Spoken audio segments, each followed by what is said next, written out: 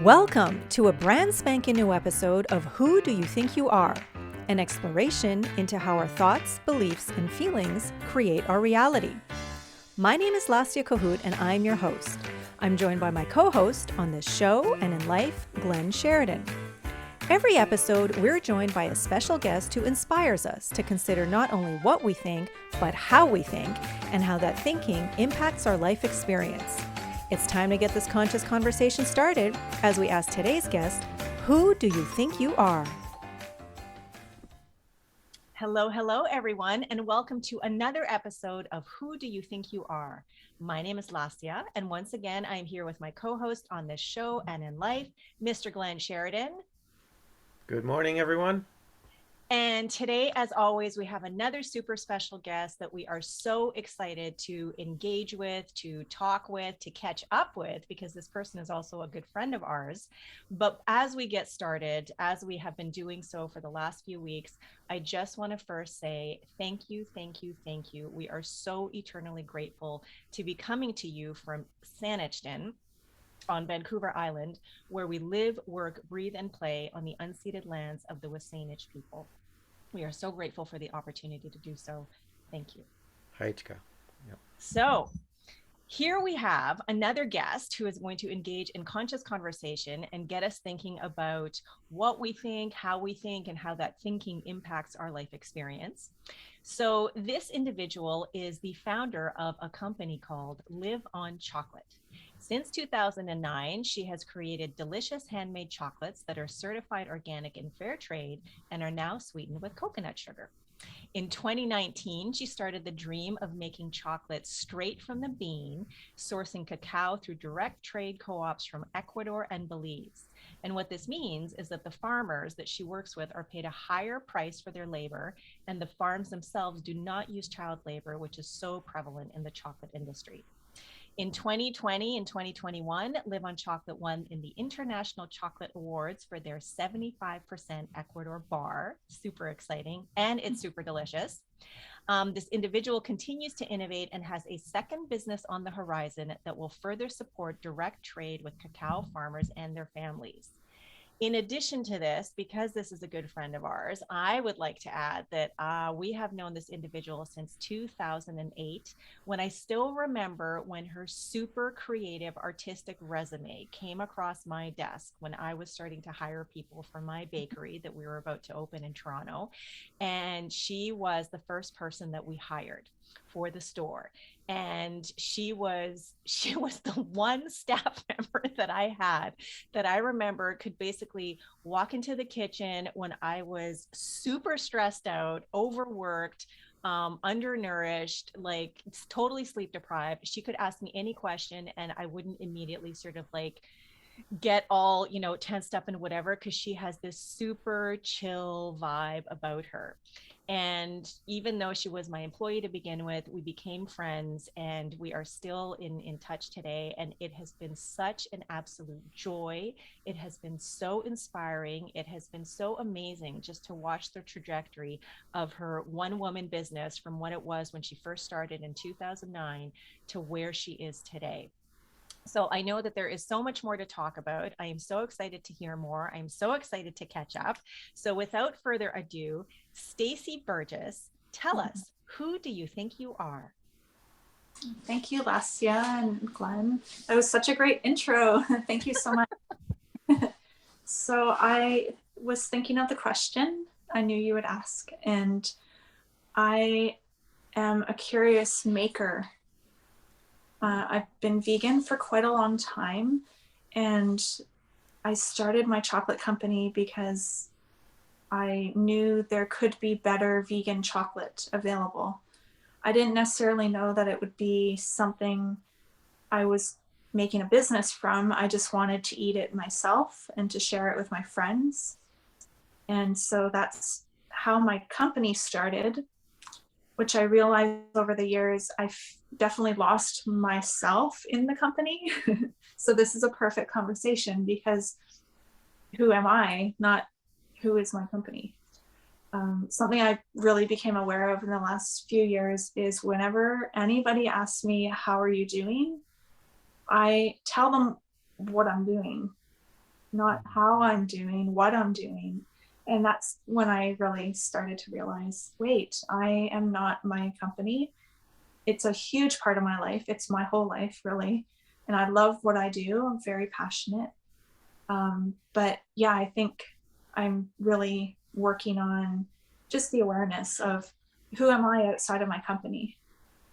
So I love this podcast. This is a great topic. Thank you. And that's an amazing answer to the question. I really appreciate your candor because that just speaks to the labels, the roles, how many of us identify with the work that we do in the world, our jobs, our careers, that kind of thing. And it's thank you for saying what you just said because it's something that I can relate to. I know that there are lots of other people in the world who can relate to that, where we get so consumed and so wrapped up in our jobs and our careers and what it is that we're doing that something as simple as what you just said, when someone asks you, how are you doing or how's it going, immediately the initial response is to say something having to do with what we're doing for work or how our company is doing or how we're doing as entrepreneurs or something like that.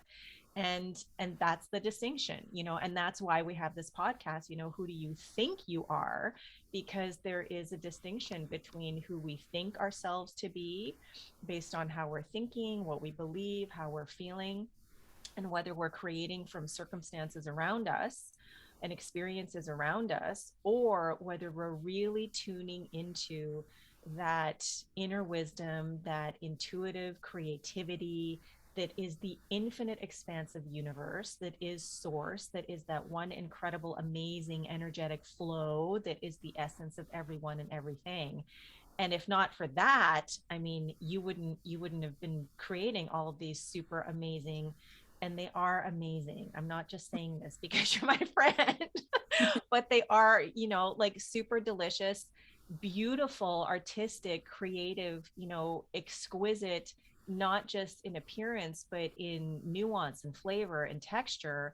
Like that is who you are expressing as all of these, individual morsels of delight.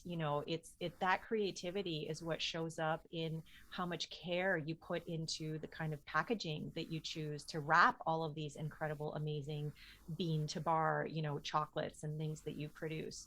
So I think that's such a great way to start off this conversation, to sort of just say how you got so wrapped up that you actually lost yourself in your company, and now you're cultivating that awareness to sort of, make sure that you tune into who you really are and not just identify as live on chocolate, the work, the company, the treats, which is amazing, but you are so much more than that. So thank you for that answer. Yeah, thanks for that. Honey Bunch, you want to Yeah, add anything there? I just this is interesting because we know you and we've known you in various parts times in your life and you've known us. Um, and there's this tendency that we have sometimes to kind of pigeonhole, even if it's coming from like a loving place. You can kind of have a conversation on a level with someone or even think about them on a certain level and only on like stay on that level, and it's like, wait a minute, like there's stairways below and above here where we are right now. There's more to do and to be, right? So with your, on the one hand, like when we would taste your, like those avocado frozen things you used to make, Yeah. for the summer in the Greek town, like they're so delicious, right?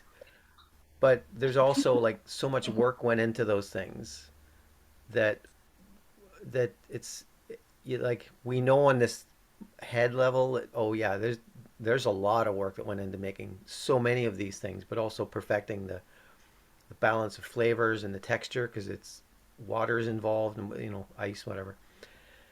But it's like we know, I've lived with it with Lesia through this thing with the bakery, like knowing how much balance of stress and like perseverance and resilience going into everything that when it's coming through food, it's like, you want the overall balance to be positive and loving, whereas like you can have a food product that is highly profitable but is like minimally caring or something. I don't know how to say that, but like Yeah. you can And kind there's, of taste it because there's nothing there in the like yeah, your body knows kind of thing. yeah, So yeah, I really appreciate that you're saying that you're working on that.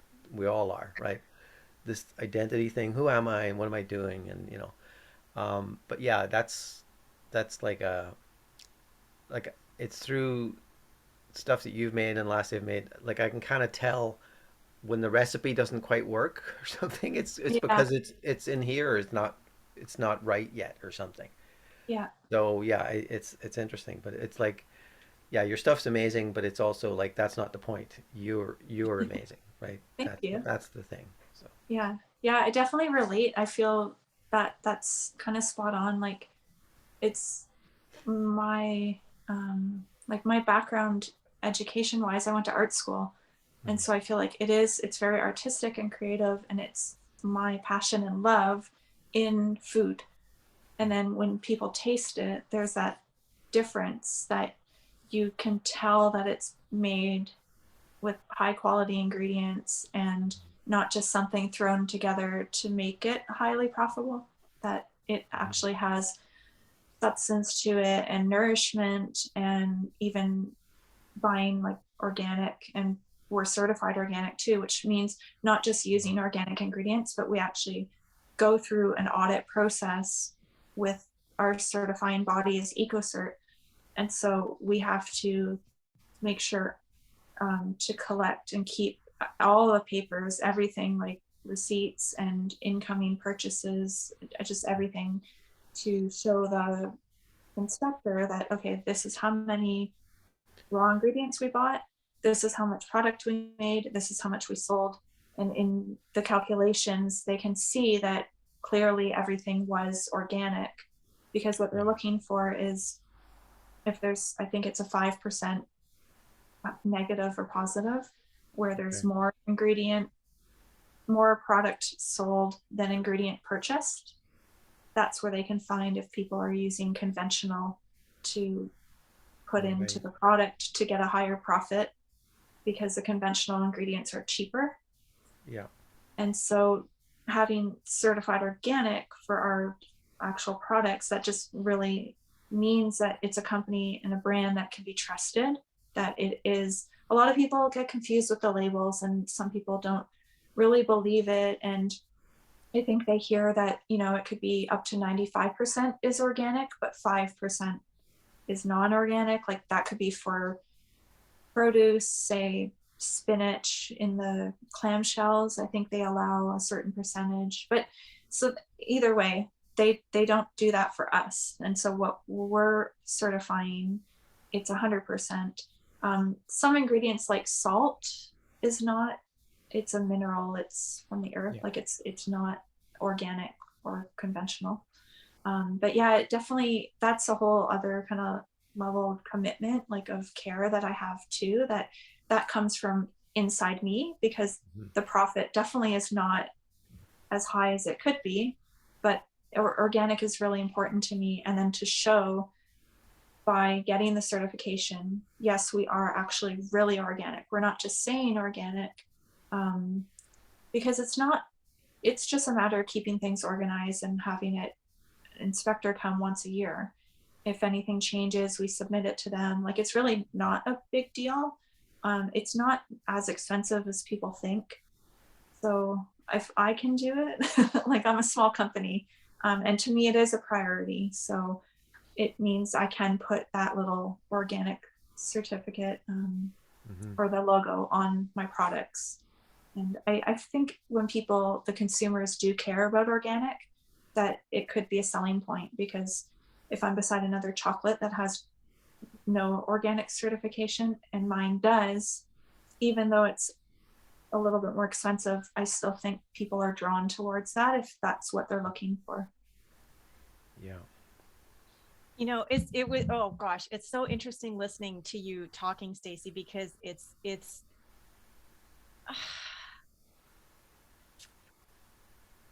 emotional for me because it's stirring up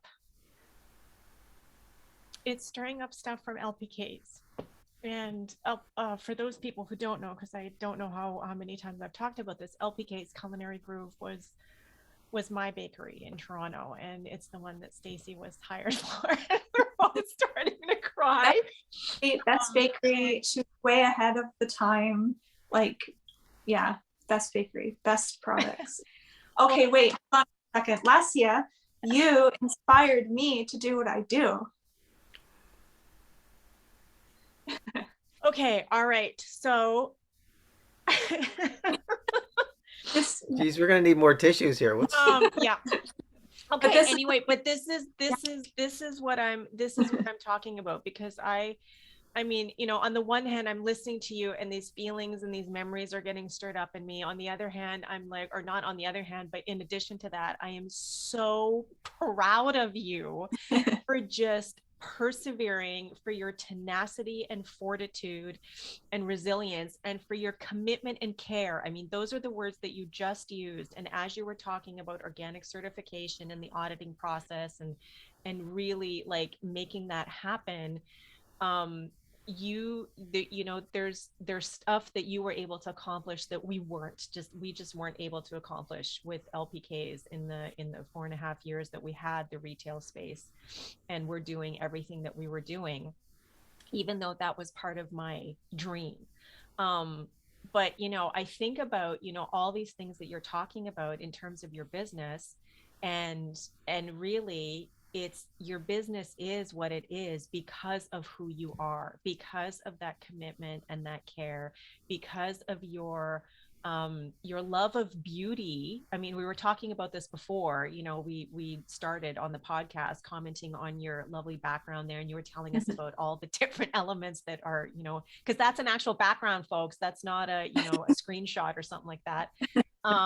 But it's that beauty and that respect and that love and that feeling of, you haven't said it, but I know that you feel this interconnectivity or interconnection with the land and with, the cacao bean, especially, and that you really value and respect the people and communities that you work with, because otherwise fair trade wouldn't be as important to you as it is, and it wouldn't matter. And which is not to say that every other chocolate bar out there or company that is not dealing in fair trade isn't worthwhile. That's not what I'm saying at all. This to me is just, it's an expression of who you are coming through your business. That's one way that you are expressing, and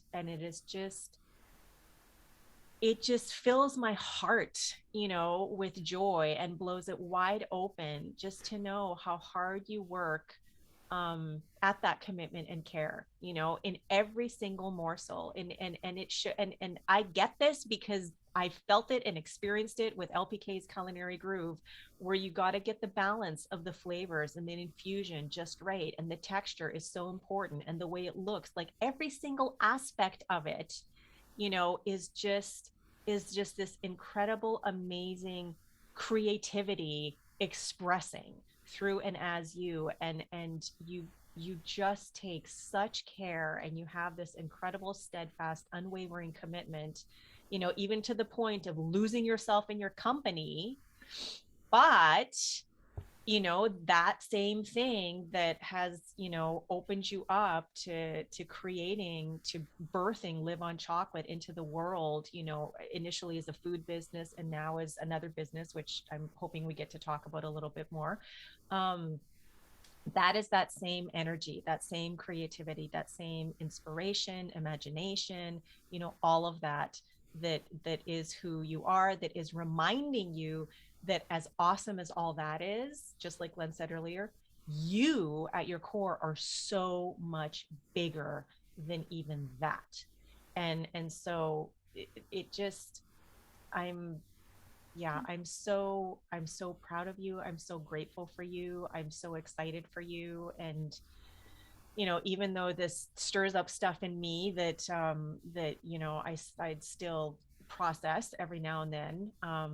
I just finished reading my book that I wrote, that I submitted for my degree last year, and it's now in the hands of my developmental editor, someone who I just met, who is reading it and is telling me how beautiful and brave and honest it is. And there's a huge chapter in there devoted to LPK's culinary groove, the downfall and the fallout. Yeah. And Do you have then the creation too of it? Like, what's is that? that the creation of LPKs? Is that a Um, part of you your know book, or what? is it just the downfall? Part of it was the inspiration for it. But there's more about sort of how challenging it was to keep going and keep going and keep going. And I mean, one of the highlights for me that I remember, there were so many, as hard and as challenging, as nightmarish as it was, those were still also like we laughed so much and we danced and we had fun and we were constantly creating. We were constantly making, you know, amazing food with incredible ingredients. We were working with these, amazing local organic farmers and food artisans in just producing, these incredible, delicious, delightful, things for our clients. But one of the highlights for me that I remember is there was an event, some foodie event at Hart House at the University of Toronto. And we were there with that glass tower that Philippe Beauparlon designed for us and had all our mini cupcakes and mini indulgences on there, all, organic, probably not all gluten-free at that point because that was earlier in the thing, but there were gluten-free options, there were plant-based options, made with as many local ingredients that we could use. And they were pretty, they were beautiful. They had all the little edible flowers on them. And And the butterflies too. yep, yep. Yeah. And then I can't remember his name now, but there was a store on the Danforth, that I can't remember the name of the store, that was devoted to just sustainable house products. Like they had laundry soap that you could come in and refill your containers. They had clothing, they had little knick-knacky type of things. And Was it Grassroots? it could have been. It was near, near the carrot, in the Carrot Common, but like Oh on yeah, the, that's it. Yeah, Grassroots. yeah. And so the owner came up and said, you should be very proud of what you're doing. I own blah, blah, blah, and I know how hard it is and how challenging it is, to commit to organic and fair trade and sustainability. You should be very proud of everything that you've accomplished. I looked on your website because we had the page on the website that listed everything that we did, including during the renovation. And for him to say that to, little tiny bakery owner me, it felt so amazing. But there were several times throughout that business where people would just say, why don't you just use regular ingredients? Why do you have to use organic? Why do you have to use fair trade and pay so much? Cut your costs and just use regular stuff. And then it's like, but that's the point. The Yeah. point of it is delighting our world by, what was it, delighting our clients by treating them, our ingredients, and our world with love and respect. And to me, what love and respect meant was using the cleanest, the purest, organic ingredients, locally sourced wherever possible, made, worked on, cultivated, nurtured by people who were treated well and fairly and got paid a living wage. Because even back then, before I got into spiritual and consciousness studies, I really believe that the energy that was put into the food, from when it was being grown and harvested and all that kind of stuff, it was felt and experienced by us when we were putting it into our bodies. And so why wouldn't I want to have, food that was put together at every level by someone who was happy and felt good about the work they were doing and was treated well and fairly, and, rather than slaving away for 16 hours a day in horrible conditions, being paid almost next to nothing. So that was Exactly. that I just, so anyway, that was kind of, about me, but it just bringing it back to you. I just really admire and continue to be inspired by you because your commitment is unwavering. And the fact that you even then took it to sort of like your next level of now you're doing bean to bar, and you won, an award for your chocolate, like Yeah. awesome. Thank you. Yeah, that was definitely, that was a goal. Like I did want to win an award. I I I am surprised that we won. I mean, I love my chocolate, but to know that I've been doing chocolate and desserts, everything vegan, organic, raw for 10 years, and then the first year we get the bean to bar equipment, I learn how to do bean to bar, which is totally different taste profile, everything. We're sorting the beans, roasting the beans, Yeah. and then cracking them, taking that skin off, turning them into nibs, and then the nibs go in the grinder, and then you're grinding to a certain point, but also because you want to get the micron size down so there's no grit on your tongue.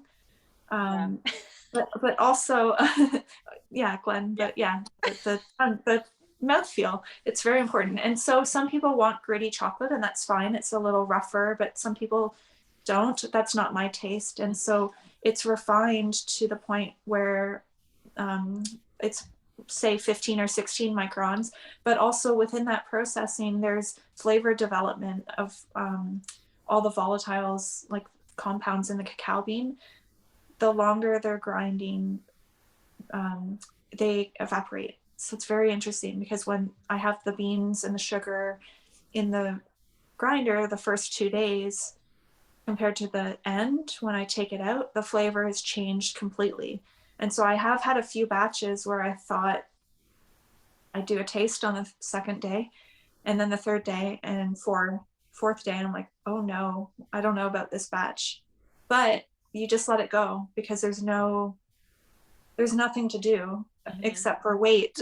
And then as it gets closer to when it's ready, you kind of just keep tasting. But it depends on the temperature of, so I mean, it's winter here in Canada, it's very cold. My factory, it's room temperature, but I do have a heater that's aimed towards the grinder just to keep things more liquid and a little bit warmer so that it will help with the processing as well.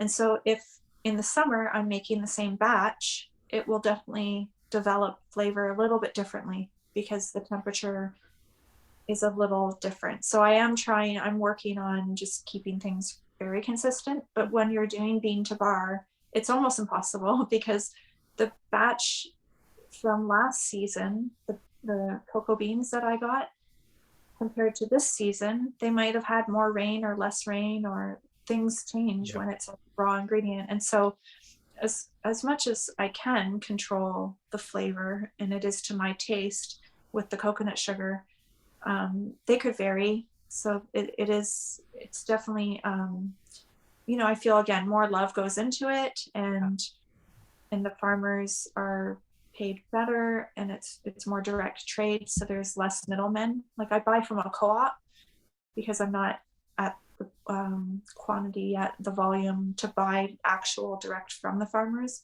Most of them sell their small batches to these co-ops, and then the co-ops will blend the beans with the other farms, and then they have this just big um, batch of blended beans from multiple farms. And so that can vary the taste as well, because maybe one season a farmer might have had a really bad crop, and so their beans weren't even included. And those might have been amazing beans that, really developed the flavor. So yeah, it's definitely, there's a lot that's involved, but it's, yeah, it's a passion. Like I think when you care so much, for me anyway, with my business especially, and the way things go up and down in the world, like it's just I just kept it going. Like I did work. I had the couple jobs in the beginning, and one was with you when I started my business. And again, Lesia, so you were my first kitchen. Like I rented a shelf from you to put my stuff on, and then when LPKs closed at night, I stayed, and I sometimes would do your dishes, and then I would do my work. And it was crazy when I think back now, because I definitely, that's 12 years ago, and so I don't have that type of energy anymore. But I did what I had to make the company kind of blossom. And now I just feel like the bean to bar has opened a whole new, like that's always what I wanted to do, but it was just a very large barrier to entry because the machines are expensive. Buying sacks of cocoa beans are expensive if you're not if you don't really have the connections. And so I really knew I'm going to go for it. And I was grateful to have the opportunity to get the machines. And the next step is definitely getting the packaging, which I'm really excited about because um, I have my brand that I designed, Live on Chocolate. I designed that logo. And I went to art school. And so I thought, I can do it. I'll design it. But it's 12 years old. It's fine enough. I don't love it anymore, I guess. And so I do have a logo designer that's working on refreshing Live on Chocolate. And that's happening now. So I'm very excited, and it will be a completely different look. And then I'll also be able to get this packaging where they just, they're a little more mainstream packaging, because when you buy chocolate, usually you open it like there's a wrapper and the chocolate's inside. Mine, they're in little cello bags with a sticker. Mm-hmm. And that's fine. It's fine. They look fine. But I just feel it's time to kind of step it up and actually get the retail box to hold the chocolate bar. That's a whole other thing people don't think about. You know, that the stores really need those boxes. Otherwise, for me at this time, with my chocolate as it is in the cello bag with a sticker, without a retail box, they have to find their own container to put it into. Yeah. And so my brand doesn't get recognized across the stores I sell in because it is different in every store. Stickers, everything that on my chocolate is the same, but the way that the store has to handle it, I don't have control over. So when I actually get those boxes that, again, no one thinks of this, but it's very important. And then I can brand it, and it is the shape that I want it to be. And that means that I take up that much space on the shelf, or that much space. Like I'm really excited to design these boxes. And they get recycled. So, I mean, that's a good thing. But I think a lot of why I hadn't gotten the boxes in the past is just because I definitely do have issues with all this throwaway stuff, because recycling, like, it's just, you're paying money for a thing to hold product that then gets thrown away. And it's all expensive. Like, everything's very expensive. And so when I did start the business, I definitely did not think about retail boxes or putting that cost of materials into my product pricing. And so that's where, now that I do have the new pricing, it will be worked in. So it's just more sustainable, because that's actually something over the years where I really had that in my mind, that I love what I do so much, but is what I'm doing sustainable for me? Because it's sustainable for the farmers, like I'm supporting them, and this is great and fair and direct trade. But what about me? Yep. So that's when I did start to realize that I was kind of lost in my business. Like I wasn't taking the best care of myself.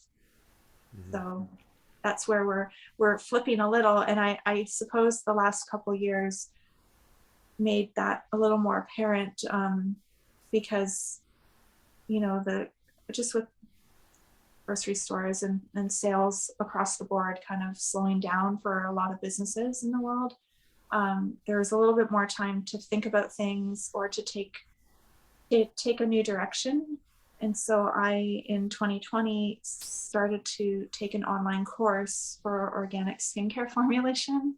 And so that's the new thing that I'm working on, that Lesia was excited and hope that we get to talk about, because I am very excited about it.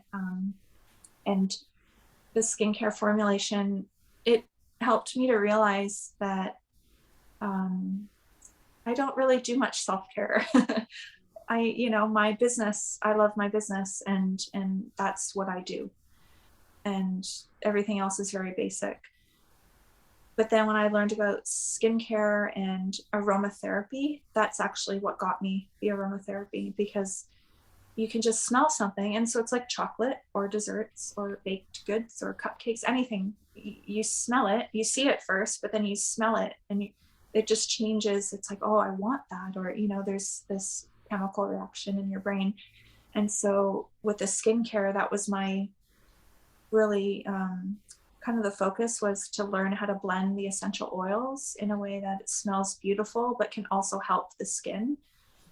And I made some beautiful things. It's so cool. Like it's I find it interesting because even before, I haven't finished the course yet, um, but with the little bit that I learned and the way my brain is, and just being creative and inspired by things, I just pretty much nailed a full product line of skincare products within 4 months. I mean, I refined a few of them, and then a few are kind of in the works just because they would need to go for lab testing because they're water and oil emulsions, like a cream. But that's later. I'm not too interested in creams at the moment. But I made some facial products and cleansing oil. And the point of that is also that they use direct trade cacao butter and fair trade shea butter and organic oils and organic essential oils, and like, so everything, it's the same me and my business, like chocolate and the food part, but now we're going into self-care. And so I actually am excited about it too, because they tie together. Because who wouldn't want to have like beautiful chocolate and then some nice skincare? Yeah. Because the scent of that, it's just the smell, like it just instantly will bring down any kind of nerves or anxiety. Like I think it just, for me anyways, it helps me to be present, even if it's just for 5 seconds, because everything else is crazy in my business and I have a million things to do, and there's just never time. That's what I find. It's something I always say too, is that I don't have enough time. But then I forget where I heard this, but I realize we create time. Like it might have been a podcast or something, but we create time, and it's what we prioritize. So if I say I don't have time for self-care, it's because I'm not prioritizing it. Or if I don't have time for myself, it's because I'm not prioritizing me. And so this is where this skincare journey and learning how to I still have like 5 courses to get through. Um, it's actually really helping me to remember more of myself too. So it's really exciting. And the branding for that will happen. That one, I'm very excited for that one. But it'll probably be launched, I'm hoping, for November, but it's hard to say because it's there's just delays everywhere. So I had to let go of when that skincare was going to launch. I thought it was going to be last November, and that was the plan, and then it just wasn't lining up. And so I think with learning the skincare as well, and just helping with anxiety with the aromatherapy, it actually has chilled me out a lot, where it's like not the end of the world if I don't launch last November. Whereas 3 years ago, 5 years ago, it would have been the end of the world if I set a deadline, and it didn't happen. I would have done everything and anything to make it happen. But if it's not in my control, I'm working in all this resistance, and that's not good. And so I feel like it's helped me to just remember all the things that I used to do before my business hijacked me. That's how I feel that way, that my business hijacked who I am. And now creating a whole new business, even though that sounds like it's a lot, it's a big thing, but it's helping me to remember who I am and the things that I used to do. And I can bring that back into my current life. Wow. That's a lot. That was a lot of talking. That was a lot, but I mean, I think that, it kind of, for me, makes me think back to how you were talking about the bean to bar chocolate, where you taste it on day 2, day 3, day 4, and as these compounds or, sort of dissipating or evaporating, the flavor profile changes as the texture is changing. And then you could honey bunch is almost like it reminds me with my mom and the borscht every year, you know, where like she makes it and she's like, oh my God, this is the worst borscht I have ever made. And then the next day she tastes it and she's like, oh my God, best borscht ever made. And it's sort of, you know, it happens as it's meant to happen. There's this meme in science of mind, you know, my life is unfolding perfectly, or, you know, divine, all in divine timing. Both of those, I'm not really super keen on either of them. But I think there is something to be said for just allowing and not forcing something, because the universe flows according to its own time. Like we don't control it. It's just flowing, it's expanding. Energy is always available and present and doing its thing. And we can either, you know, sort of, you know, be salmon swimming upstream and like, you know, be in resistance, kind of like, you know, you were just talking about moments ago, or we can just relax into the flow. And even if things aren't unfolding exactly the way we had envisioned them, if we just allow ourselves to surrender to that flow while still doing, you know, what it is we need to attend to along the way, then we can be surprised about how things turn out unexpectedly, even better than we had imagined, had we tried to sort of, you know, like direct every single aspect of it exactly the way we think it's supposed to be. um, because those are the preconceived notions that we were sort of like working from to begin with. Yeah. So I think it is so cool that you have, you know, opened up to this, you know, skincare line, that you jumped on the opportunity and were drawn into, and allowed yourself to be drawn into these courses, which opened up to, like you said, you know, you remembering who you are, remembering that you're worth being a priority in your life, in addition to, you know, the farmers and the people and maybe your employees, your clients, you know, the people who buy and enjoy your goods. That you are just as important as everyone else, and that you are worthy of and deserving of self-care and time, and to be made a priority. And and how neat it is that it all sort of, you know, it's hand in hand with this new beautiful skincare line that you are bringing out into the world, which is just as ethical as your existing business is. Which, you know, goes to exemplify and is another expression of your commitment and care, um, to really, you know, everyone and everything. And so the fact that you are being included now in that everyone and everything, it just, you know, it's amazing. And that means that everything that you produce is just going to be that much, you know, better, because you're putting more of yourself into it. You know, it's like the whole, you know, in the plane, put your own oxygen mask first before you go and put it on your kids or whoever's next to you.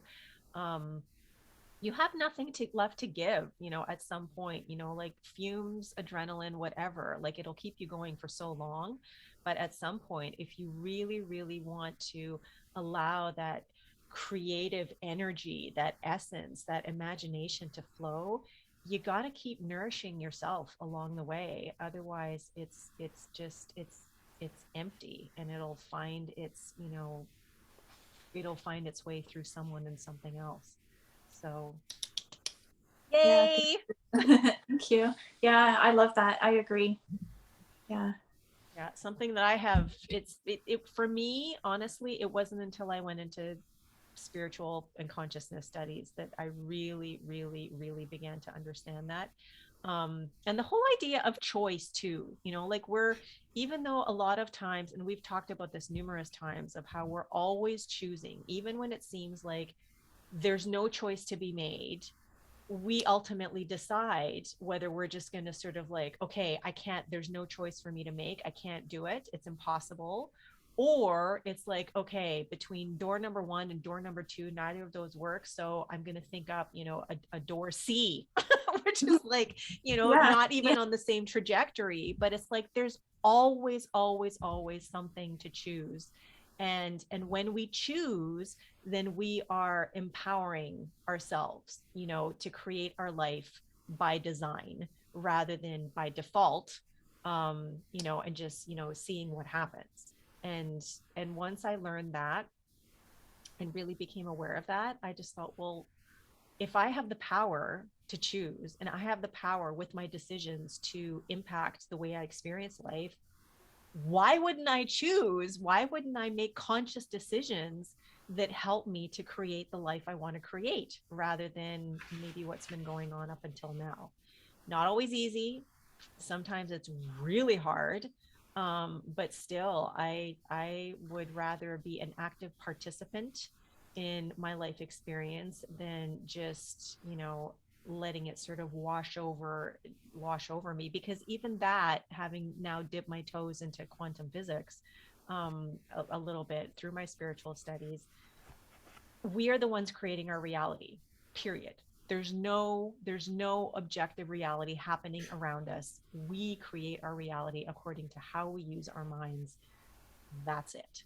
So I love knowing that I can impact my life experience in how I choose to think, the feelings I choose to, concentrate on, where I put my attention.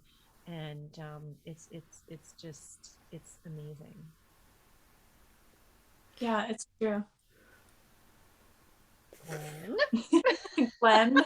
you're squirming and smiling at the Well, same I'm time. not bursting to say something, but um, in the last little while, you know, we'll just say in various ways throughout the globe, it's becoming more and more apparent um, that,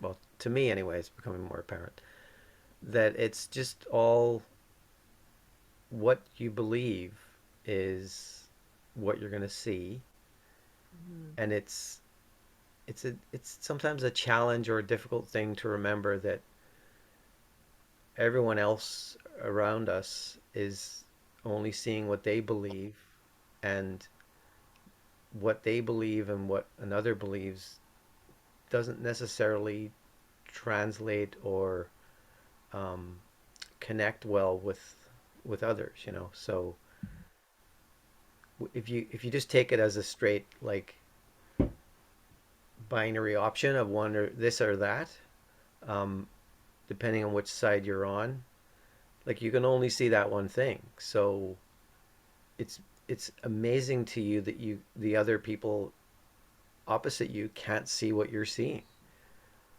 but they're not you're not seeing what you're seeing. You're seeing what you believe and what and who you are, right? And they're seeing what they believe and what who they are, right? Like they're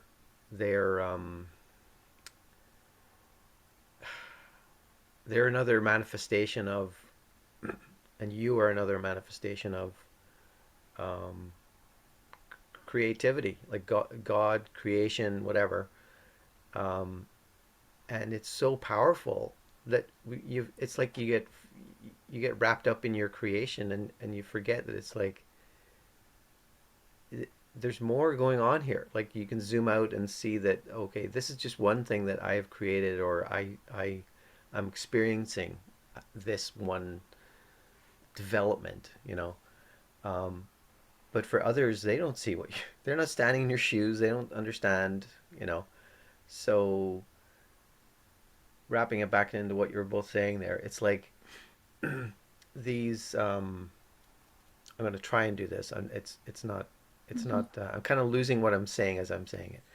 But like your, we started off talking about ingredients being important, and what we make with those ingredients, and the choice involved, and the processes involved in making a product that we eat.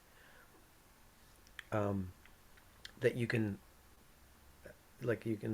riff on that for a while and say, well, I choose these flavors and these ways of putting ingredients together because it's pleasing to me, you know, to experience that mouth feel, that combination of smell and, you know, aroma and whatever with flavor, and it's like, oh, this is just, this hits the spot, you know.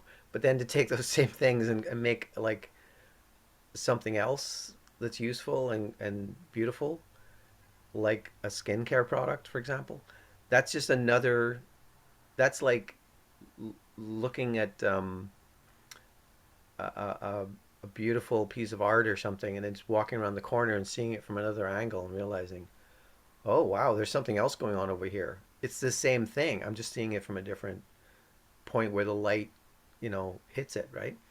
Yeah. So these are like what we're talking about kind of is like the ingredients are our thoughts and our beliefs, right? And our feelings.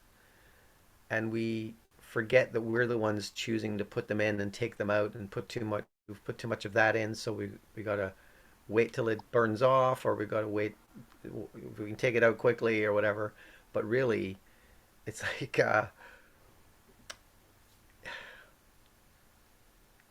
it's difficult sometimes to remind yourself that like there's something behind you, like who's really you.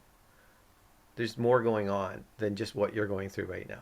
Even if it's like you're being right in the middle of it, you feel like you're like going to explode with anger or frustration or whatever. Um, it's like that's not you. That's just something that's happening, but it's not really you, right? And anyway, I'm rambling away here, but it's like it's such an interesting. It's this discussion is so interesting because it's like um, hearing your trajectory changes and how you've just decided to be more loving for yourself and see what happens there. That's so cool. That's inspiring right there. Like if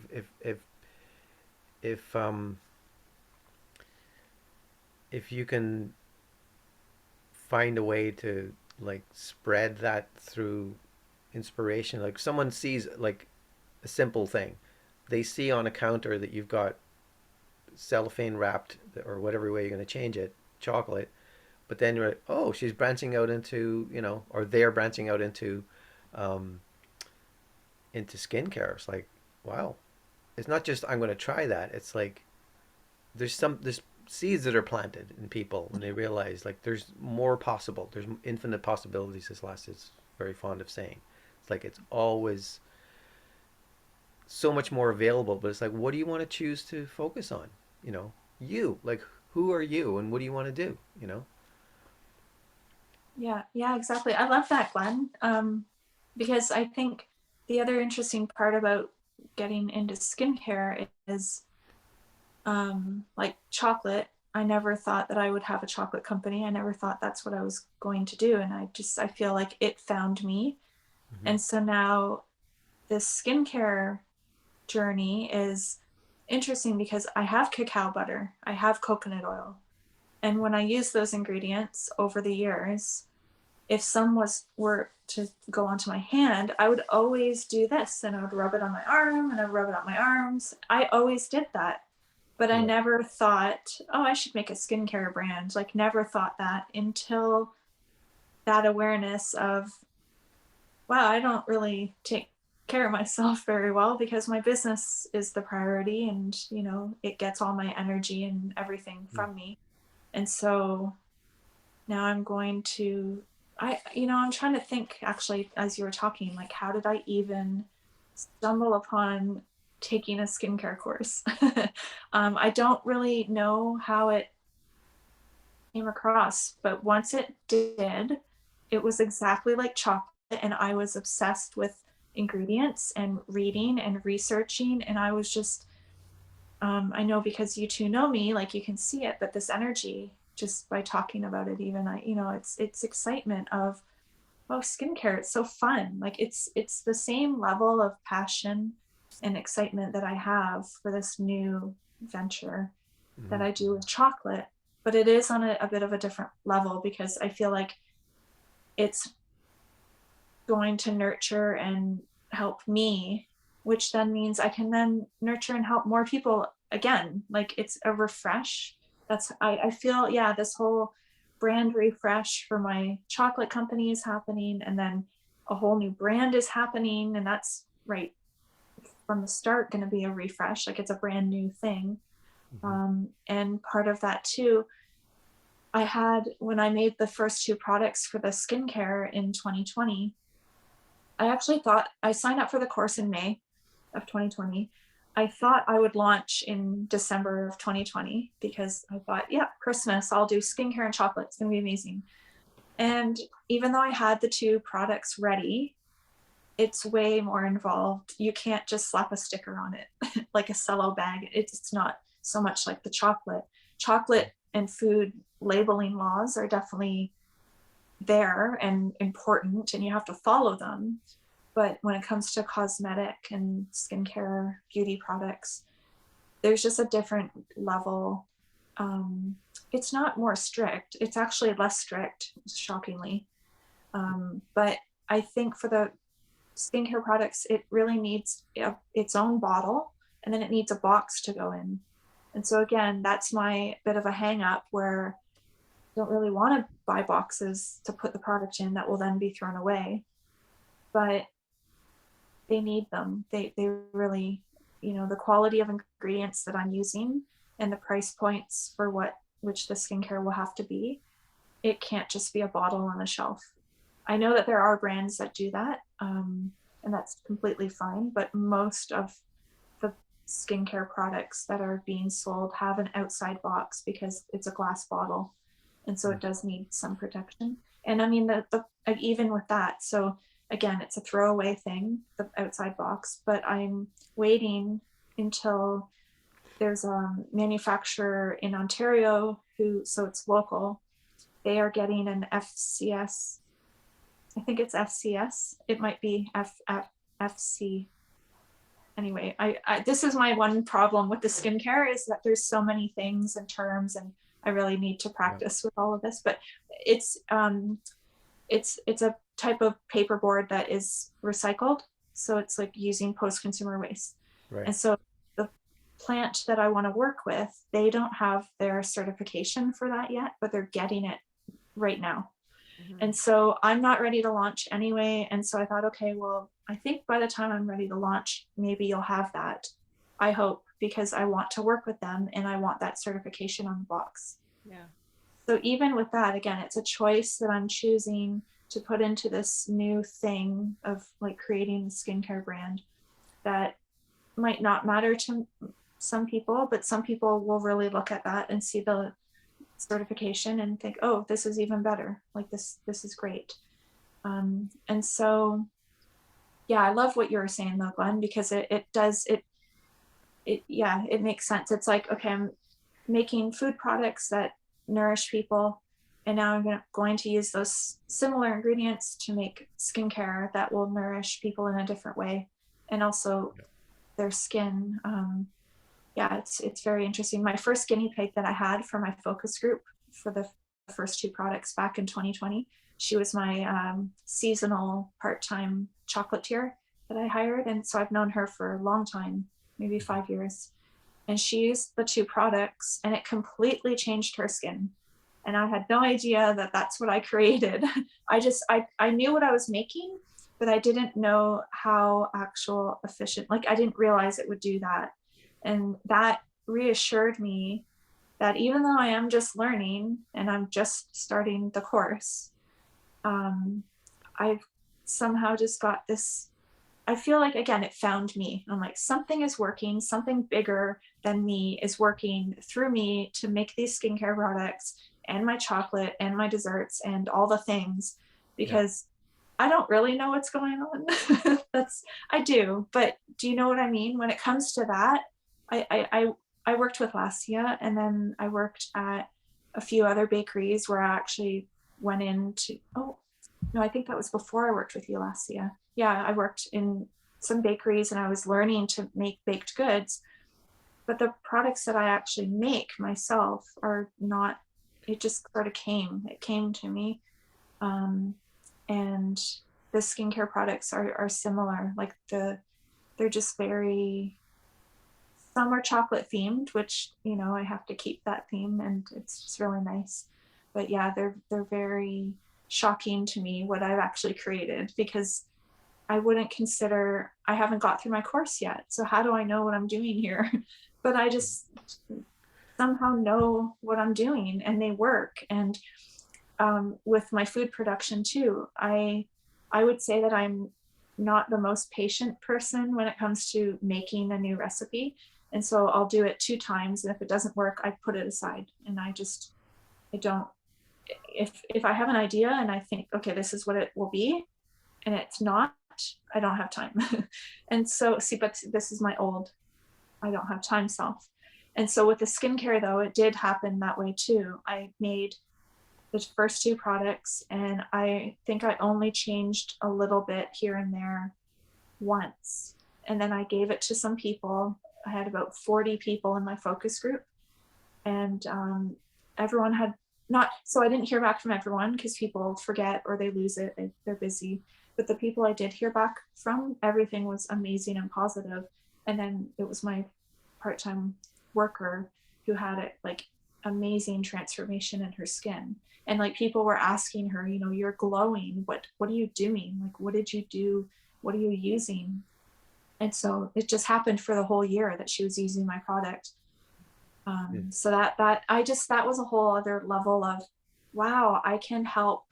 Like that's very deep when it comes to skin and people's they, you know, I just, it's your face, it's your reflection of you. And I think a lot of people have maybe a lot of shame if they're judging their skin that it doesn't look the way that they want it to. And so Mm. I've made these oils that can help to nourish the skin that may bring it back into balance. And then it just creates a change in the skin, which then creates a change in the person because they might feel more confident. So before Lassie jumps in again, the way kind of what I'm getting now is that you're, and partly this is coming back to you, but it's from you, that you're basically like realizing that you, like you're saying, what do I do? I nourish through food. What are other ways I can nourish people through their skincare? What do you say, formulation or whatever? Yeah, Like yeah. that. So that's both examples of like that seem very different, but they're coming from the same source. You know, you as a nourishing being, and then it comes like you doing that also nourishes yourself. I hope. It does. Yeah, yeah. Yeah, I trust. So yeah, that's really cool.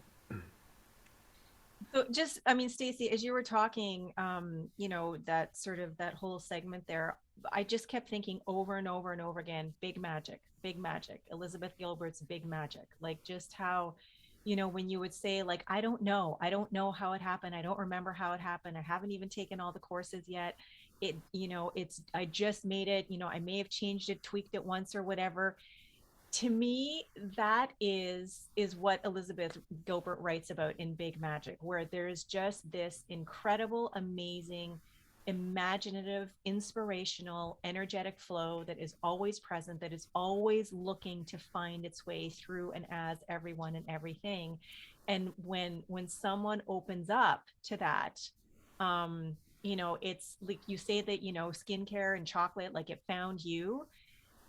It's that's what it makes me think of, you know. And it's not so much that it found you, it's that, you know, it's always there because it's who you are to begin with, but you were open enough and willing enough to just allow that creativity to express through you in those ways. And as you sort of like went into chocolate, went into skincare, those things activated that passion that was already there, activated that creativity that was already present. And because it is just who you innately are, you don't necessarily have to think all the time about, oh, I got to do this in these steps or this in this way or whatever, because it's just flowing through you. And so when we open ourselves up to that innate or inherent creativity and imagination that we are, then that's when we feel like, you know, things just sort of happen out of the blue, or like, I don't know how I did that, or I can't believe I did that. um right now, when after reading my book just now, you know, before I sent it off to my editor along with the synopsis, I know that I wrote that book, but I sat there reading certain portions of it and I'm like, I can't believe I wrote that. Like, it was just like, I put those words and turns of phrase together. Well, yes, but as, you know, like just that imagination and creativity expressing through me. So again, I think it is so cool to hear you talk about the trajectory and how your passion is being ignited and how you're fueling and nourishing your passion with your enthusiasm, and you're taking the steps to, like, you know, continue this incredible amazing creative flow by taking these classes and courses. But I'm loving, you know, how your new way of nourishing others and, you know, sort of inspiring and empowering others is also in turn nourishing and inspiring and empowering you. Because it is all, I think, just very cyclical and fluid and constantly changing, constantly evolving. And it's just so awesome to hear that you're in this incredible cycle of creativity and engagement and enthusiasm, and that you are rediscovering yourself, you know, in the process, that you are becoming important again in the process, that you are becoming a priority in the process, and that however you view time, at least on some level, I feel like there's a part of you that believes that time is expanding to meet your needs, because you're not so married to or hung up on certain deadlines that you may have, you know, imposed on yourself, you know, somewhere along the way. That it's like, Yeah. yeah, that came and went, and that's okay, because you're continuing on with the process, the way that the process is unfolding, you know, as it unfolds, kind of thing, which can sound kind of vague and trippy and whatever. But that allowing and that surrender to just surrendering to the flow of creativity, or that big magic, you know, that is coming through you in this incredible, beautiful, nourishing way. That's just what I keep hearing again and again and again as you're talking, as Glenn's talking, as this conversation unfolds. It's just awesome, and the whole thing of empowering people, you know, through their skin. I mean, some might think that that's superficial, but you know, this is how, for the most part, we see ourselves. This is how we see others, is through how we look, and our skin, our appearance is a big part of it. And when someone can experience a transformation the way that your part-time worker did, and feel better about herself, I mean, that can only uplift, you know, and expand you into a greater sense of confidence of who you are, of showing up more as, you know, you innately are. So great, you know, like it, that just wonderful. And oh, it's just, there's so much goodness happening. I just Thank you. I'm loving Yeah. hearing about it. Yeah. Yeah. Thanks, Lesia. Yeah, Mhm. it's so fun. Like, and even for me, there's I made a body oil that's it's with cocoa, so cacao, rose, sandalwood, and agar wood is the essential oil blend. And the smell just makes me happy. Like, it makes me, I can just put a little bit on my hand and smell it, and it's amazing. And it just instantly will uplift. And I've had a few people from my focus group tell me um, they feel like this is really funny, but they feel like a divine, sexy goddess when they put that on. All right. Yeah, and it's like, that's amazing. I made this. Wow, and that's how you feel? Like, thank you. That's so cool. And And so, that's just the guys, right? yeah, yeah, exactly. It's just the guys. But so you know, again, just going back to the aromatherapy part too, like I actually now never knew, but I want to take aromatherapy classes. Like, I had no idea. I was thinking I didn't know I wanted to do that, but now I really do. And it is interesting because I do find that I have that just flow coming through me to kind of know how to blend myself.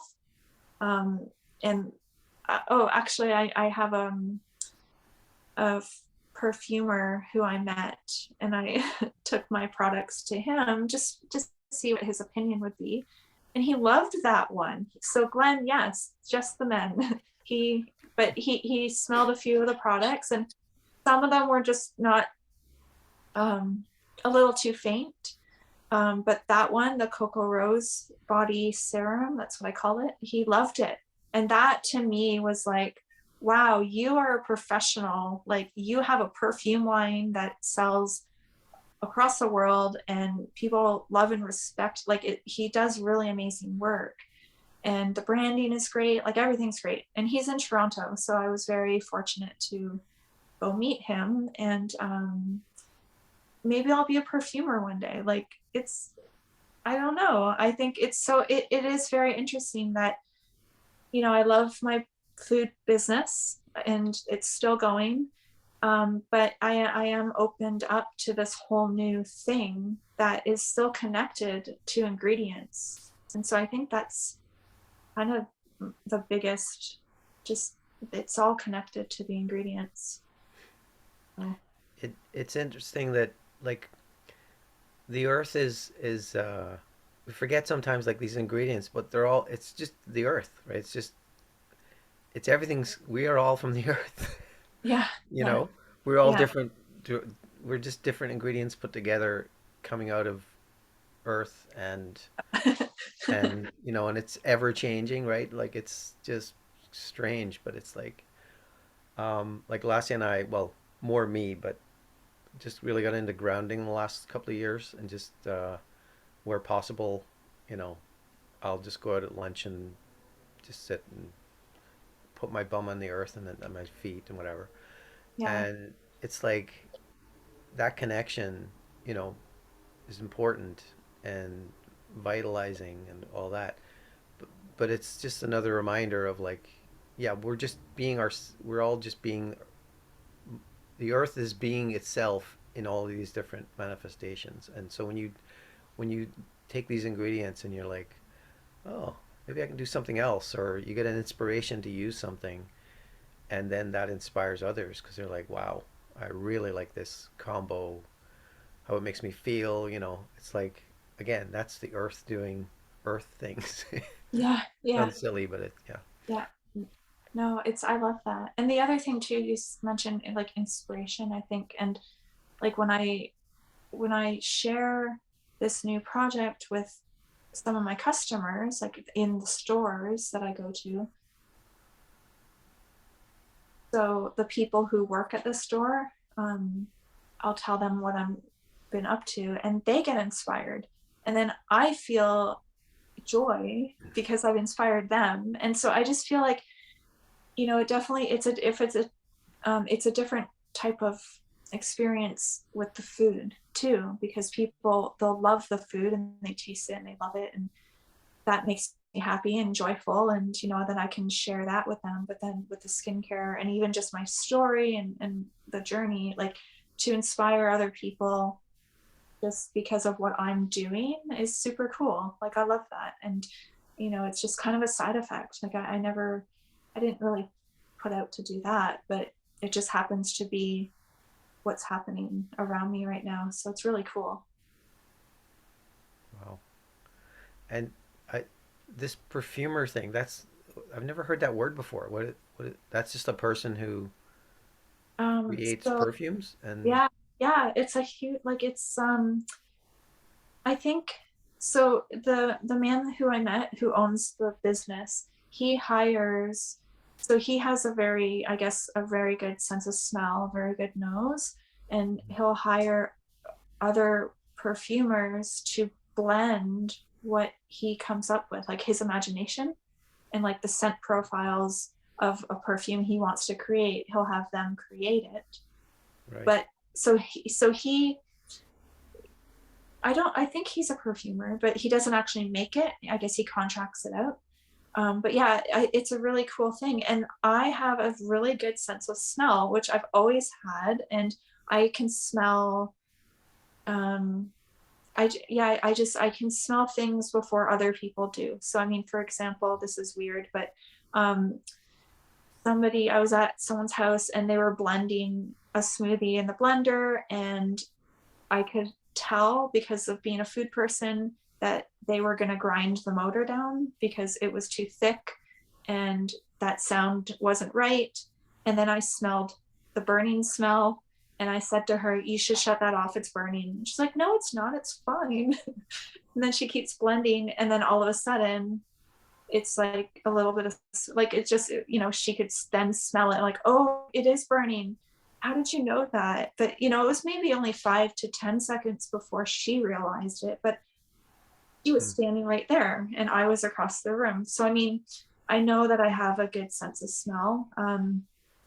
So I think just knowing that perfumer, yeah, like he has a good sense of smell because that's Yeah. his life and his livelihood, what he does. And so to have him kind of say, "This one's really, really amazing," kind of made me think too, maybe I should turn this into a perfume, and then he can brand it under his brand, and then I can have that experience like of actually white labeling a perfume for a big perfume. I think they're called a perfume house. But yeah, it's a whole other world, Glenn. You should check it out. It's very interesting. Like perfumer, that's the person who blends the perfume and creates the perfumes. Right. Okay. Thanks. Yeah, yeah. I find it interesting, which is even more interesting because I never would have thought. I don't wear perfume. Like I don't, it's fine for people, but it's not for me. Um, but now I'm so interested in it and I would love to create it. So it's so interesting where like we kind of are led. Yeah. You're kind of going. You're cycling through the five senses. You've done taste. You've done touch, and then you're going into smell. I don't know how you're going to incorporate hearing with ingredients. Yeah, I am. And then what's the third? Sight, I guess. Yeah. Well, Sight. So, that's in there already too. oh yeah, the skincare is beautiful though, because the two products I made in 2020, it's a beautiful green balm. So like a facial kind of, you take a little scoop out, and then it's semi-solid. It would be like coconut butter consistency. And then you melt it in your hands, and then you just put it on your face after washing your face. So when the skin is a little bit damp and you put the facial oil on damp skin, it will absorb easier. It kind of just pulls the water in with it. And then the other second product that I made, it's a beautiful orange facial oil. So the two of them, like green and orange side by side, they're really, really pretty. And so I think that definitely is something. When I made the green one, I didn't know it would be green at first. But then that's the color it became, and I loved it. Mm-hmm. So I was really happy with that one. So what was there a pigment in there, or was it a reaction that took place that turned it green? No, there's so the ingredients for that one, the base ingredients are yellow ingredients. So there's shea butter, cocoa butter, raspberry seed oil, which is beautiful. Like I want raspberry seed oil. It's so nice. It doesn't smell like raspberries, but it's just such a nice oil. And then there's blueberry seed oil, which is not blue, it's a slight green color. And then the essential oils that I use, their main one is blue tansy. Okay. And so blue tansy will make things blue, but if the base is yellow oils, that's what created the green. Okay. Yeah. Yeah, and it's like really pretty green. So yeah, it's fun. It's just been fun. And so when it comes time to create the brand for skincare, I'm really excited about just visually how that will look. Because the bottles that I chose to use, it's called Miron glass, and it's a violet glass. So they look black on the shelf, but if you hold it up to the light, you can actually see that it's purple, it's violet. And I love violet, I love purple. And I know Lesia loves purple. You often have purple hair. And it's just will block out the UV rays from light. And so the bottles act a little bit as a natural preservative because light is what will oxidize oil. Mm-hmm. And so if it's in a bottle that blocks out the light, it just keeps a little bit longer. But Mm-hmm. then some of the oils that I use, they're high in vitamin E, and vitamin E will prolong the shelf life of an oil. Hmm. So that's all in my course. There's lots to learn, but I've got the basic understanding of how to create these like oil-based skincare products that don't have water. And so they are, I think it's just kind of an easier way to get into the market with products that don't need to go to the lab for testing, because we have in the course, there's stability testing sections and modules that we go through. But when it comes to just blended oils and essential oils, you just need to make sure you have some antioxidant ingredients in there, which would be the vitamin E or blueberry seed oil, raspberry seed oil. And being antioxidants, it's just really good for the skin too. That's pretty much the kind of base of my brand for the skincare, is that it's antioxidant rich, because cacao is a part of what I'm creating in the skincare, and that's full of antioxidants. So so that's like that's something I only realized recently is this thing of, you know, you can absorb uh, minerals and what have you into your skin as easily as you can digest it. Like there's certain things when you put it on your skin, it's like your body's eating it through the pores, kind of thing. Is that what you're kind of saying? Like part of it is that? It's not, so it doesn't fully go into the skin. I think it depends Sorry. on, that's okay. Depends on what what it is. And so that is probably something that is in my course, Yeah. but where I am currently, we're only dealing with ingredients that they don't go deep into the skin. Like they wouldn't go into where the muscles are. Oh, okay. Okay. So they're just really kind of meant for, the skin has 7 layers, and they just are meant to kind of go within those layers to help nourish the skin. Yeah. So, but it is interesting because I mean, I know there's like patches and things that people put on their skin to absorb whatever it is that's in the Mm. patch, and Yeah. that Yeah. that thing. So I'm not sure what the ingredients of those would be that make them able to go into the body. Um, but Yeah, there are. I remember from when I used to work in at Sydney Natural Foods, and there were certain creams that women would be putting on certain parts of their bodies to help with estrogen balance. There were mhm. certain oils that you would put around the liver to help draw out toxins out of the liver, by putting the oil on your skin. And Oh yeah, so yeah, so yeah, there are, and like you said, it's just the ingredients that you're dealing with only go, a couple of layers deep, but there are things that will go really deep. And then, like Glenn said, it is almost like your body is being nourished, or your body, is eating, the food through the skin rather than, through our mouths. So yeah, exactly. Like I think as an example, I mean, say flax oil, it's really good to take, flax oil. But if you rub flax oil right here, I don't think it will give you the same effect as it would if you took it internally. Yeah. That's my understanding, because it just, if it's on the skin, it just won't go all the way. It, Mm-hmm. it won't go to where it's needed to absorb. But I mean, I could be wrong. Totally could be wrong, because I am still learning.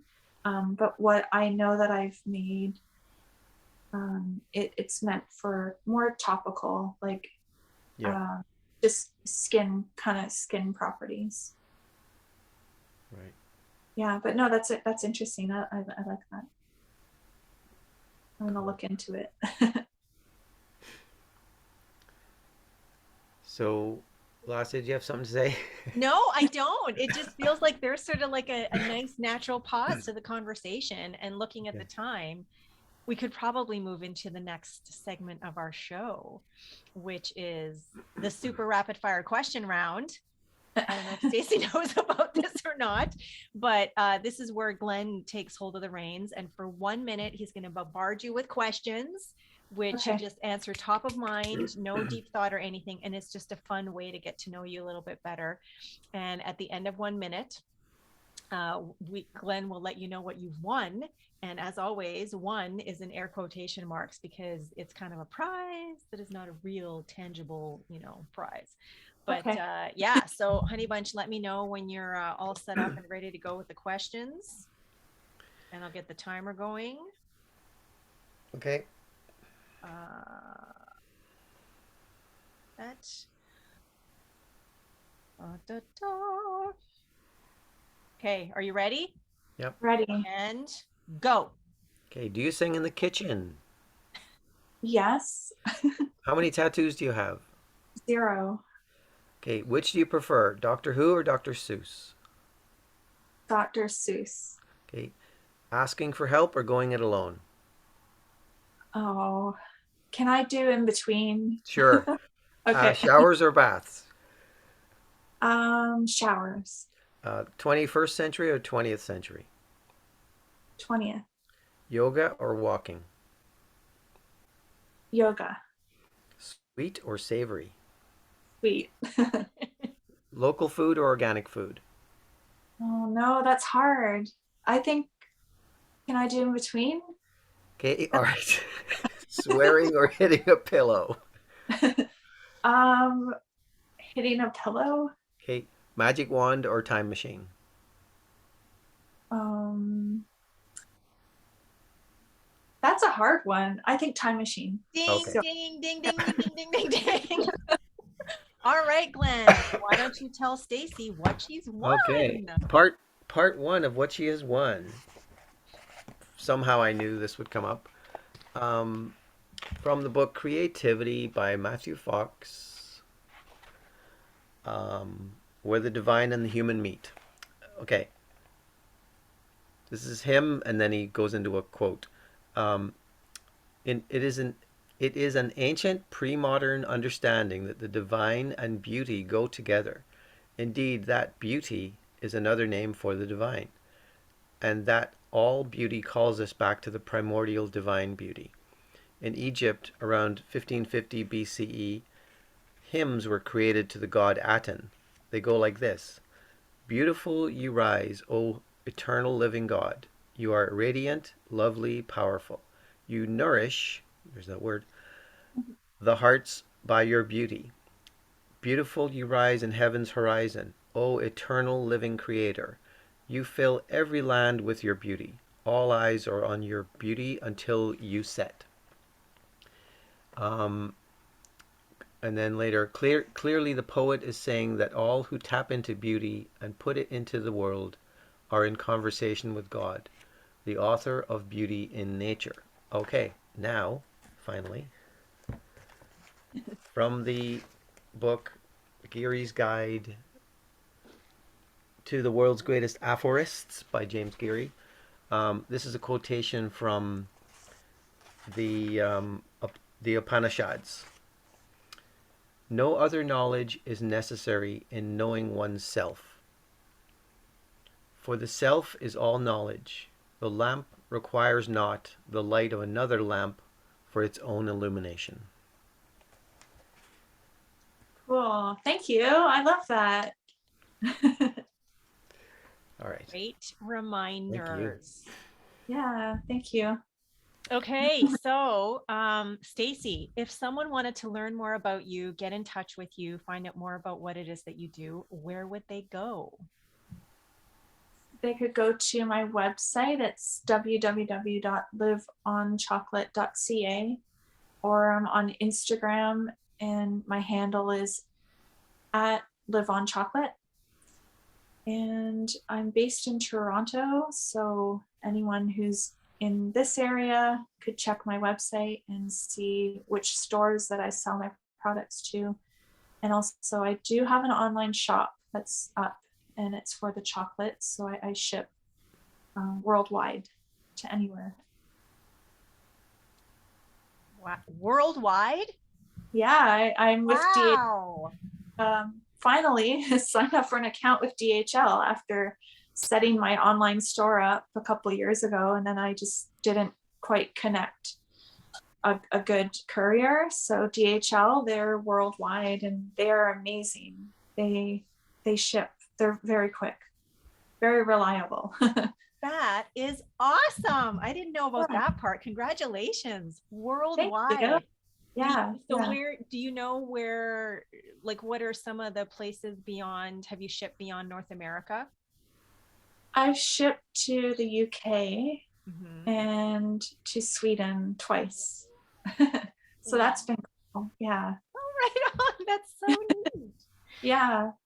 Okay. Well, Stacey, thank you so much for being on our show today. What an amazing conversation about so much, but really about nourishment and beauty and remembering who you are. And even when you're sort of, in the I don't know, just like Glenn read, from the book just moments ago, that the self is all knowledge, that like whatever it is that you are experiencing, that we are experiencing at any given time, it's all within us. It's all intuitive inner wisdom that is just there, and that it gets activated by different things at different times. And when we allow ourselves to be in that flow of the know, as my friend Reverend Liza Marquez would say, then that's when things like live on chocolate skincare, you remembering that you are as much a priority as is, everyone else in your life, including your business and the people that your business endeavors to empower and support and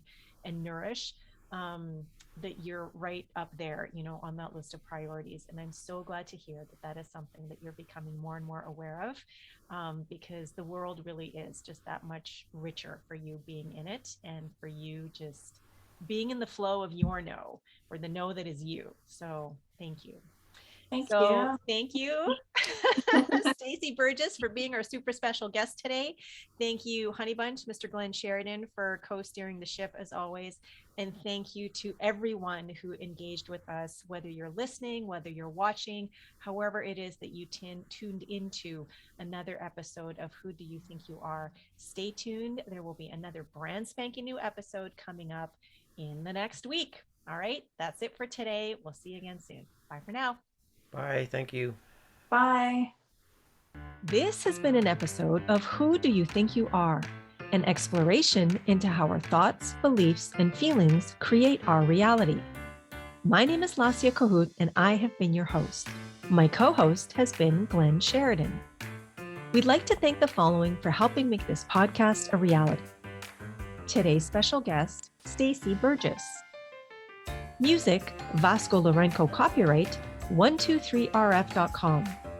Background illustration, Sakma Staircase, copyright 123rf.com.